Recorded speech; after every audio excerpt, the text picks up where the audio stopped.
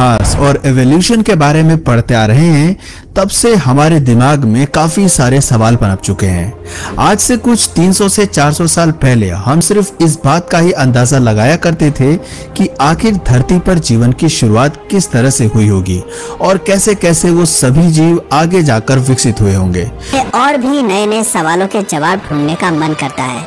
एक दिन ऐसे ही जब मैं मानवता के बारे में और एवोल्यूशन के बारे में सोच रहा था, तो मेरे मन में ये ख्याल आया कि आखिर आज से करोड़ों साल पहले एग्जिस्ट करने वाले जानवरों की हाइट इतनी बड़ी बड़ी क्यों हुआ करती थी, और उसी के मुकाबले आज के जानवर सामान्यतः छोटे क्यों हुआ करते हैं।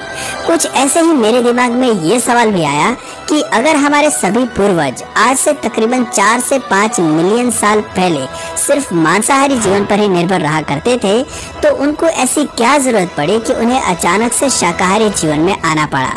अब मेरे जहन में इन सवालों का आना भी पूरी तरह जायज है, क्योंकि इतना तो हम सभी जानते हैं कि अगर हमारे पास किसी तरह के रिसोर्सेज का भंडार हो तो हम कभी भी किसी नई टेक्नोलॉजी को आमतौर पर नहीं डेवलप करते।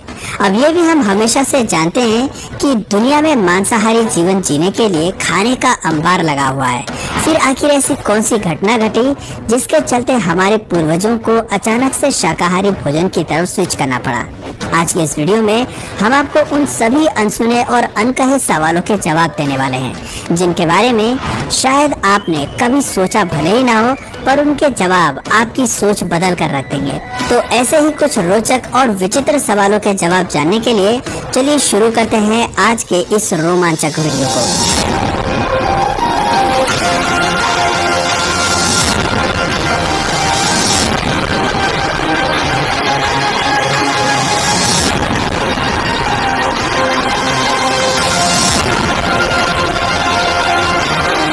वैसे तो हम लोग हमेशा अपनी कहानियों की शुरुआत आज से तकरीबन 3.5 बिलियन साल पहले से करते हैं, जब जीवन का निर्माण होना शुरू हुआ था।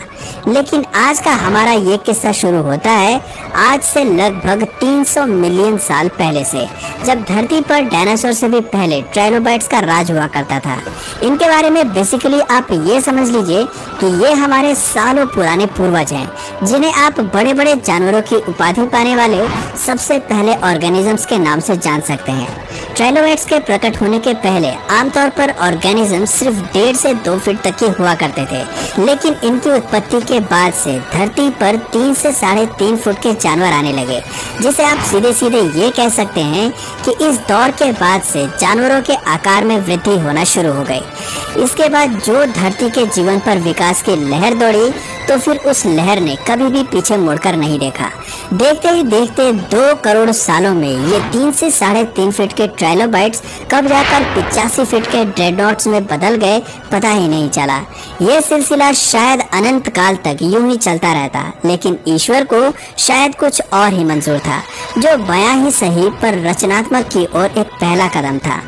जहां एक तरफ सब कुछ बिल्कुल परफेक्ट टाइम और स्पीड पर चल रहा था, तो वहीं दूसरी ओर इसी बीच दूर से एक उल्का पिंड आया और उसने पूरे जैविक इतिहास की करोड़ों साल की मेहनत एक पल में धूल में मिला दी। नतीजा धरती पर कई साल लंबा शीतकाल और डायनासोर्स की विलुप्ति। ये एक ऐसा पल था जब शायद जैविक इतिहास वापस से या तो हमेशा हमेशा के लिए खत्म हो सकता था, या तो इस तबाही के बाद सिर्फ छोटे स्तर तक ही सीमित रह सकता था। खुशकिस्मती से हम बहुत भाग्यशाली रहे, क्योंकि इतना सब कुछ होने के बाद भी जीवन को पनपने का एक दूसरा अवसर मिला। इसमें भले ही करोड़ों साल लग गए, लेकिन जीवन ने न सिर्फ समय के साथ साथ अपनी लंबाई में इजाफा किया, बल्कि भारी मात्रा में वजन भी बढ़ाया। उसी का तो नतीजा था कि ग्लिप्टोडॉन और मैमथ जैसे जानवर इंसानों के सामने प्रकट हुए। लेकिन अगर इस लॉजिक के हिसाब से देखें, तो आज के समय के जीवों को तो पहले से ज्यादा लंबा होना चाहिए था। फिर आज अचानक से उनकी लंबाई में ये कमी कैसे आई? इसके बारे में जब हमने थोड़ी रिसर्च की, तो हमें पता चला कि टेल एविव यूनिवर्सिटी में इस बारे में शोध करी जा चुकी है और उनके रिजल्ट्स काफी विश्वसनीय और सही लगे।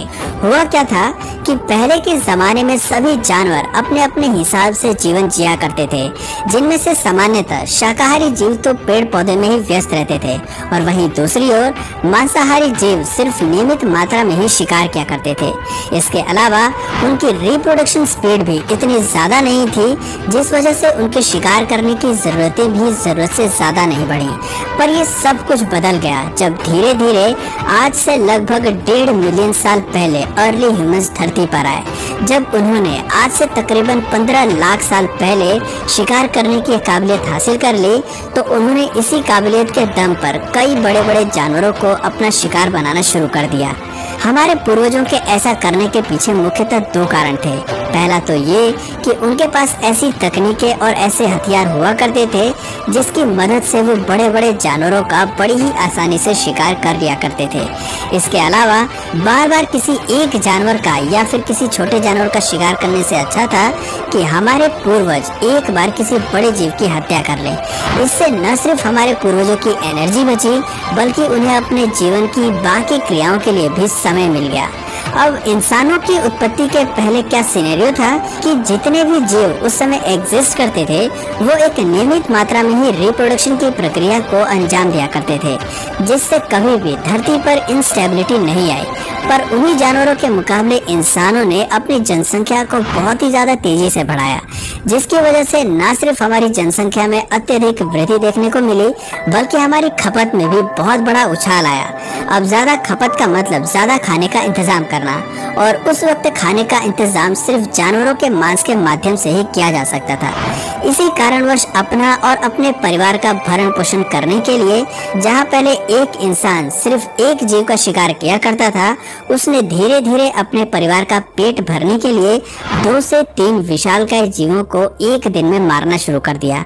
और ऐसे ही न जाने कितने हजारों जीव थे जिनका आकार आज के जीवों के मुकाबले बहुत ज्यादा हुआ करता था। पर क्योंकि हम इंसानों ने उन्हें इतनी अधिक तेजी से मारा कि धीरे धीरे उनकी जनसंख्या धरती पर कम होने लगी। और फिर एक वक्त ऐसा भी आया जब ये पूरी तरह से धरती पर विलुप्त हो गए। यही कारण है कि ज्यादा से ज्यादा जीव आज से तकरीबन 1.5 मिलियन साल पहले ही विलुप्त होना शुरू हो गए, क्योंकि दुर्भाग्यवश हमारे पूर्वजों ने ही उनकी हत्या के पैमाने को जरूरत से ज्यादा बढ़ा दिया। अब अगर विशालकाय जानवरों की जनसंख्या में कमी आ गई, तो जाहिर सी बात है कि एक वक्त ऐसा भी आएगा जब इंसानों को पेट काटने की आवश्यकता पड़ी होगी और उनके डेली न्यूट्रिशन में कमी आई होगी। पोषण में कमी का ये असर इंसानों के अलावा जानवरों में भी देखने को मिला, और ये भी एक मुख्य कारण था कि धीरे धीरे जो जानवर पहले विशालकाय हुआ करते थे उनका आकार पहले के मुकाबले अब कम हो गया। उदाहरण के लिए, जैसे आज के शेरों के लिए ये अनुमान लगाया जाता है कि वो पहले के जमाने में 2 से 3 फीट या ज्यादा लंबे हुआ 2 से 3 फीट या ज्यादा लंबे हुआ करते थे। पर शायद पोषण में आने वाली कमी के कारण धीरे धीरे पीढ़ी दर पीढ़ी उनका आकार कम होता गया, और फिर एक समय ऐसा आया कि वो आज के जितने छोटे बनकर रह गए। हालांकि इंसानों को भी इससे काफी संघर्ष करना पड़ा। एक वक्त तो ऐसा भी आया होगा जब उनके आसपास के सारे जीव लगभग खत्म होते जा रहे थे। ये भी एक ऐसा पल था जब शायद पूरी मानव सभ्यता भूखमरी के कारण खत्म हो सकती थी। लेकिन वो कहा जाता है ना कि आवश्यकता ही आविष्कार की जननी होती है। ऐसा ही कुछ हम इंसानों के केस में भी हुआ। जब हमारे पूर्वजों ने ये देखा कि अब सिर्फ दूसरे जानवरों का मांस खाने के भरोसे उनका जीवन यापन संभव नहीं है, तो मजबूरी में ही सही, पर उन्होंने एक ऐसे शांतिप्रिय तरीके को खोज निकाला जिसके कारण आज दुनिया भर में लाखों किसान मौजूद हैं। और शिकार करने के उसी अल्टरनेटिव का नाम था फार्मिंग। जब हमारे पूर्वजों के पास खाना खाने के लिए बहुत ज्यादा कमी आ गई, तो उनके पास किसी नए भोजन को खोजने के अलावा और कोई चारा नहीं बचा। मजबूरी में जब उन्होंने शुरुआत में पेड़ पौधों की ओर रुख मोड़ा होगा, तो शुरुआत में भले ही उन्होंने जंगलों में मौजूद पहले ही उगे हुए फलों को खाया होगा, पर जब उन्हें इस बात का एहसास हुआ होगा कि इसे हम लोग एक परमानेंट खाने के स्रोत में भी इस्तेमाल कर सकते हैं, तो उन्होंने इसका सदुपयोग भी किया होगा। और इसी कारण प्रथा शुरू हुई खेती करने की और शाकाहारी जीवन जीने की।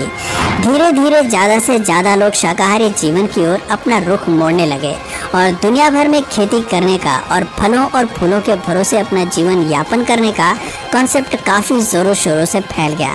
समय के साथ साथ ये सभी व्यवहार एक ऐसी आदत में तब्दील हो गई कि धीरे धीरे इंसानों में भी 2 तरह के इंसान विभाजित हो गए। एक वो जो शाकाहारी बन गए और दूसरे वो जो मांसाहारी बन गए। इसके अलावा खेती ही वो इकलौता माध्यम था जिसने हम इंसानों को जानवरों की जरूरत से रूबरू करवाया। क्योंकि जब इंसानों ने खेती करना शुरू की तभी उन्हें पता चला कि अगर हमें खेती को एक अलग मुकाम पर ले जाना है तो हमें गाय और कुत्तों जैसे जानवरों की बहुत ज़्यादा ज़रूरत पड़ेगी।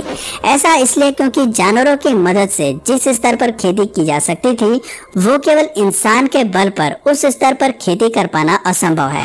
बस ऐसे ही धीरे धीरे कुछ बदलाव आते गए, कुछ निर्माण होते गए और देखते ही देखते एक के बाद एक आज हजारों ऐसी खेतियां हैं जो पूरी धरती के हर कोने पर की जाती है। कौन सोच सकता था कि ये आपदा इंसानों के लिए खाने के एक नए अवसर को जन्म देगी। और बस कुछ इसी तरह जन्म हुआ इंसानों के आधुनिक युग का। तो दोस्तों आज की वीडियो में बस इतना ही है। अगर ये वीडियो आपको पसंद आया और आप चाहते हैं कि मैं इसका नेक्स्ट पार्ट भी बनाऊं तो कमेंट में पार्ट 2 जरूर लिखिए। और अगर इस वीडियो से आपको कुछ नया जानने या सीखने को मिला या फिर इंटरेस्टिंग लगा तो प्लीज इस वीडियो को एक लाइक करके